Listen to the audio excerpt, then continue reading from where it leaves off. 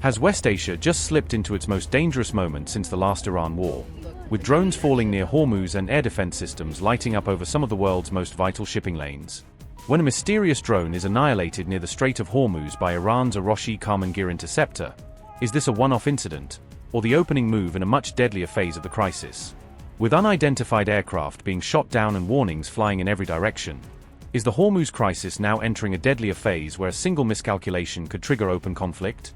As Iran boasts of hunting down radar-evading drones over Gulf waters, is Tehran signaling that the era of quiet surveillance flights is over, and that every shadow in the sky will now be treated as a threat?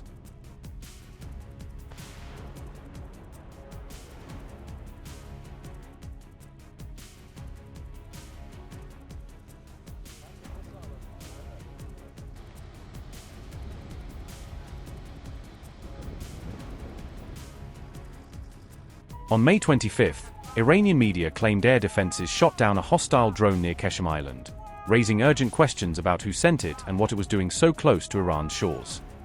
The incident reportedly took place over waters close to the strategic Strait of Hormuz corridor, where even a small clash can rattle oil markets and draw in global powers. Mehr News said residents on Qeshm Island heard air defense activity overnight, suggesting this was not a covert interception but a loud, visible signal sent across the Gulf. Yet the drone's origin and ownership have not been disclosed and no detailed formal statement has followed, leaving the region guessing whether this was a probe, a warning, or a failed mission. All this unfolds as Iran is reportedly ready to move enriched uranium to China, tying nuclear brinkmanship and air defense clashes into the same tense regional picture. According to Al Arabiya, Tehran is seeking guarantees from Beijing before moving ahead with any potential US deal, suggesting China's role in the standoff is growing just as the skies heat up.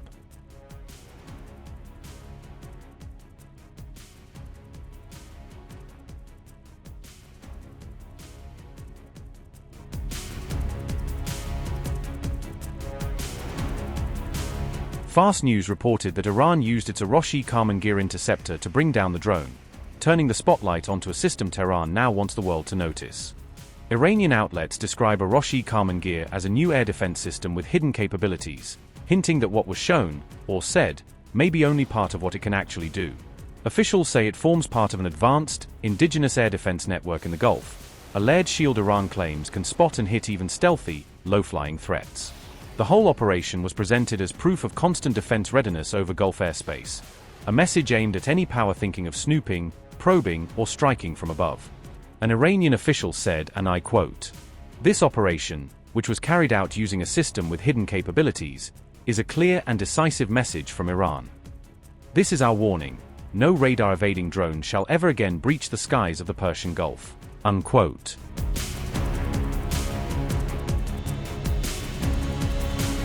These latest claims come just a day after Iran said it downed an Israeli spy drone in Hormuz, raising the unsettling possibility that the region is already in the middle of a quiet drone war over Hormuz.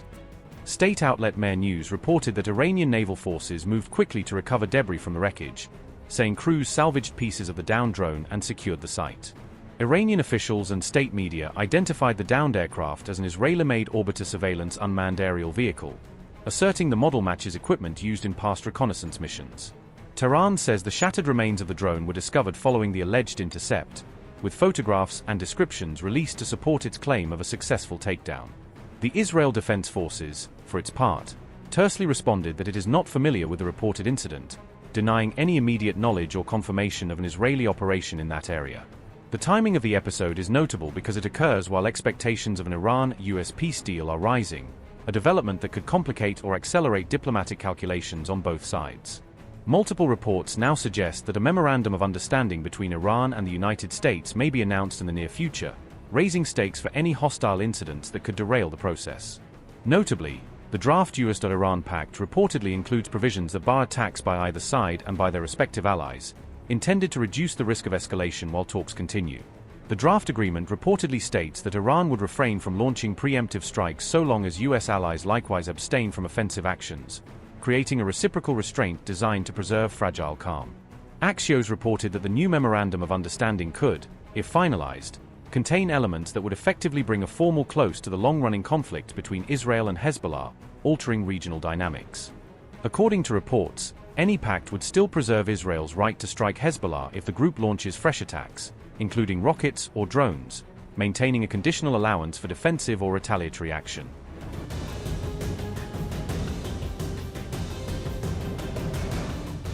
Donald Trump said he has instructed U.S. negotiators not to rush into any agreement with Iran as talks continue over a possible deal. On May 24, Trump stated that the U.S. blockade would remain in place until a final agreement is formally signed between the parties involved. The remarks marked a noticeable shift after Trump had claimed just a day earlier that a deal was already largely negotiated. Donald Trump said, and I quote, "If I make a deal with Iran, it will be a good and proper one, not like the one made by former President Barack Obama, which gave Iran massive amounts of cash and a clear and open path to a nuclear weapon. Our deal is the exact opposite, but nobody has seen it or knows what it is. It isn't even fully negotiated yet. So don't listen to the losers, who are critical about something they know nothing about. Unlike those before me who should have solved this problem many years ago, I don't make bad deals." Unquote. According to Al Jazeera, Trump appeared to be stepping back from the proposed deal amid growing internal political pressure. Meanwhile, U.S. officials told Reuters that Iran had agreed in principle to reopen the Strait of Hormuz. Officials also said the current framework could provide negotiators with up to 60 days to finalize a broader agreement. Trump administration officials reportedly claimed that Mujtaba Khamenei had endorsed the broad framework of the proposed deal. However, Tasnim news agency reported that the United States was still resisting key Iranian demands, including the release of frozen Iranian financial assets.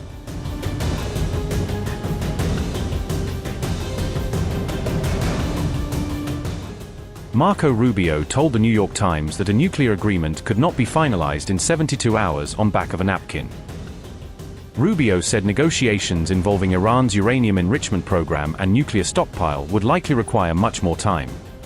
The U.S. Secretary of State added that reopening the Strait of Hormuz remained the immediate priority for Washington.